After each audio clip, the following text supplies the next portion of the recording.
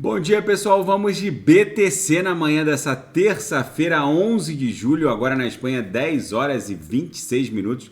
No Brasil, 5 e 26 da manhã. Gente, eu começo aqui pelo gráfico de 6 horas, que segue dando vigência ao que parece ser uma bandeira de alta. Ontem a gente chegou a fazer um pump até o patamar de 31.045. A gente se aproximou da upper. E é muito provável que a gente esteja nos estertores aqui, nos finalmente dessa bandeira. Isso aqui em algum momento, nos próximos 2 ou 3 candles no diário, vai explodir em direção a 36 mil dólares. Eu recebi de um seguidor aqui do canal um gráfico muito interessante que mostra o estudo do modelo Wyckoff, que é dentro do Price Action um dos modelos de padrão comportamental dos ativos de renda variável. Por esse modelo de Wyckoff, esse gráfico foi plotado, na verdade, em meados de junho, ali quando a gente deu aquela agulhada entre 18 e 19 de junho, que a BTC bateu 24, chegou a bater na mínima, deixa eu botar aqui no gráfico semanal, a gente bateu na mínima 24.800 na semana que se iniciou em 12 de junho. Depois, na semana seguinte, que teve início em 19 de junho, a BTC fez a máxima em 31.431. Esse estudo aqui foi plotado justamente ali em 17, 18 de junho, quando começou a reação impulsiva. A gente estava nesse ponto aqui do modelo de Wyckoff, que está levando a BTC justamente para 36 mil e 40 mil dólares. A pernada subsequente, que está levando a BTC para esse patamar, entre 36 e 40, está se desdobrando agora. Então, voltando aqui para o gráfico semanal, depois de ter feito aquela movimentação que está lá no modelo de Wyckoff, a gente está se desdobrando nessa pernada aqui, ó, que vai testar a penúltima lower da nossa grade curvilínea de expansão logarítmica exponencial. No gráfico diário, segue também um padrão de mastro-bandeira. Isso aqui, com certeza, é uma onda 2 que vai acabar se desdobrando numa onda 3 até 36 mil dólares. Vamos botar a BTC agora no intraday. Tá um reloginho. Isso sim eu chamaria de um grande silêncio que precede um esporro. Quando desenha essa reguinha aqui, é porque vem uma ampla movimentação, muito provavelmente impulsiva. Nesse momento a BTC está ali quase no patamar da VWAP, mas passou a madrugada toda testando a upper, voltando para a VWAP, namorou aqui a primeira lower, voltou para a VWAP, namorou a upper, voltou para a VWAP. Daqui a pouco ela vai promover uma ampla movimentação. Se der uma agulhada aqui para a primeira lower ou para a segunda lower, a gente coloca uma ordem na sala de sinais. Se ela estressar a upper, a gente deixa voltar para a VWAP para ofertar os sinais na sala de sinais. Com certeza vai ser lucro no bolso dos assinantes. Na seara fática, o piloto de CBDC do Brasil, que vai ser o Real Digital, rodando na blockchain do Banco Central do Brasil, contém um código que permite o bloqueio e até a drenagem dos ativos. Um desenvolvedor de blockchain, Pedro Magalhães, aqui segundo essa reportagem da Cointelegraph, fez a engenharia reversa no projeto piloto da CBDC brasileira, que na verdade vai ser um ecossistema, vai ser possível tokenizar a economia brasileira através desse ecossistema, mas vai permitir que outras interfaces, como o Bacenjude, ou Sisbajude, enfim, qualquer convênio do Banco Central do Brasil com órgãos do Poder Judiciário vai permitir congelar e até drenar os fundos dessa plataforma que vai tokenizar a economia brasileira. Por um lado é bom, porque vai alimentar de liquidez, vai aumentar a liquidez nas DeFis, que vão lidar com o Real Digital, a CBDC brasileira, mas quem mantiver os recursos dentro desse ecossistema, obviamente, estará sujeito à jurisdição brasileira como um todo. Não só os órgãos do Poder Judiciário, mas também o próprio espectro fiscalizatório do Banco Central brasileiro vai saber onde o Joãozinho ou a Mariazinha está lá gastando os seus reais digitais. Por isso que a liquidez das stablecoins e de ativos de alta octanagem, como BTC, ETH, Sol, AVAX, Atom. Por isso que a liquidez desses ativos vai sofrer uma explosão hecatômbica, justamente porque as pessoas vão manter o patrimônio delas tokenizados em ecossistemas que primam pela privacidade e que primam pelo respeito à propriedade. Justamente isso que os reguladores norte-americanos, esse impasse que eles estão vivenciando nesse momento.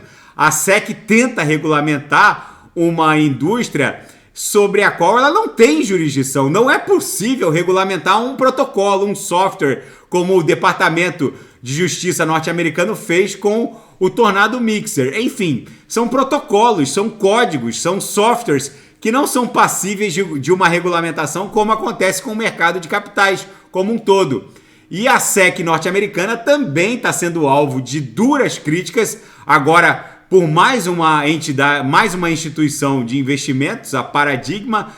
Um dos conselheiros critica duramente a SEC por tentar aumentar o espectro de fiscalização e regulamentação sobre uma área que eles não têm jurisdição, por assim dizer. Não é possível equiparar uma corretora de títulos e valores mobiliários a uma PancakeSwap da vida, que é só um protocolo. O usuário ele faz a conexão do MetaMask dele na PancakeSwap e promove o swap dentro de piscinas de liquidez, cujos titulares dos LP tokens que alimentam aquela piscina também são usuários descentralizados. Eles podem drenar a liquidez ou alimentar a liquidez sem qualquer interferência da PancakeSwap. Então não é possível comparar uma corretora de títulos e valores mobiliários a um protocolo como a PancakeSwap, porque o dono da PancakeSwap ele simplesmente fez o deploy do protocolo na Ethereum Virtual Machine e colocou aquilo para rodar. Ele não é passível de estar sujeito à normativa da SEC, justamente porque, primeiro, ele não controla as piscinas de liquidez. Os LP tokens são detidos por terceiros que podem alimentar ou drenar as piscinas a hora que eles quiserem. E segundo, os usuários fazem uso daquela interface sem qualquer interferência do dono do protocolo. Inclusive, há diversos forks, cópias da PancakeSwap espalhadas não só pela rede não só pela rede ETH, mas também na rede BSC, que é um espelho da Ethereum. A Binance Smart Chain, para quem não sabe, é um espelho da Ethereum. É possível desbloquear os public addresses com a mesma private key que se desbloqueia um address na ETH, é possível fazê-lo na rede BSC. Então a SEC não entende como funciona esse mercado e segue insistindo, invocando uma jurisdição que ela não possui sobre um mercado que ela não entende também. É tudo muito bizarro. E o CEO da Circle, o Jeremy Aller, foi até a China justamente para defender o legado das CBDC, o legado das stablecoins, mesmo num cenário de yuan digital. Segundo o CEO da Circle, que é a emissora da USDC, uma das maiores stablecoins do planeta, só perde para o USDT, o dólar Tether. O Jeremy Aller, ele foi à China defender a coexistência das stablecoins, mesmo num cenário de yuan digital, justamente para preservar a privacidade das pessoas, a privacidade dos usuários, já que fazendo uso do renminbi digital, ou yuan digital, o Banco Popular da China, que é o Banco Central Chinês, tem acesso às informações de gastos de qualquer instituição ou usuário. Enfim, é o novo normal. Agora vai começar a briga das CBDCs com as stablecoins. E na seara geopolítica e finanças internacionais, a administração Biden segue relutando em permitir o ingresso da Ucrânia na OTAN. Essa relutância é meramente formal, porque na prática a OTAN já está guerreando com a Rússia. Essa relutância seria para evitar um embate frontal da OTAN com a Rússia, mas isso já está acontecendo. Essa semana os Estados Unidos enviaram bombas de fragmentação em favor das forças ucranianas. Na prática, é uma guerra por procuração que está acontecendo entre a Aliança Militar Ocidental e os russos. E numa mudança de postura abrupta, a Turquia agora concordou com os termos da adesão da Suécia à OTAN. O Kremlin afirmou que essa adesão não vai ficar sem resposta. Enfim, vamos ver como isso vai se desdobrar.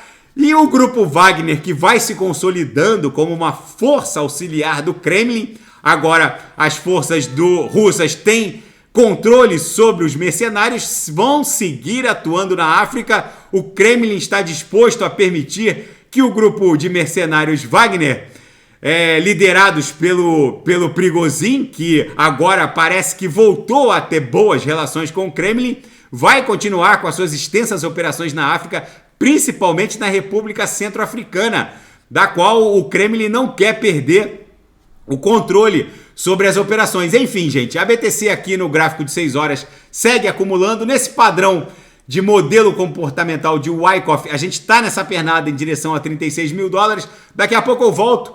Vou fazer ADA, XRP, Shiba Inu, Polkadot, Kusama, Binance Coin. E quem quiser sugerir alguma análise é só colocar nas mensagens abaixo. Grande abraço, até daqui a pouco.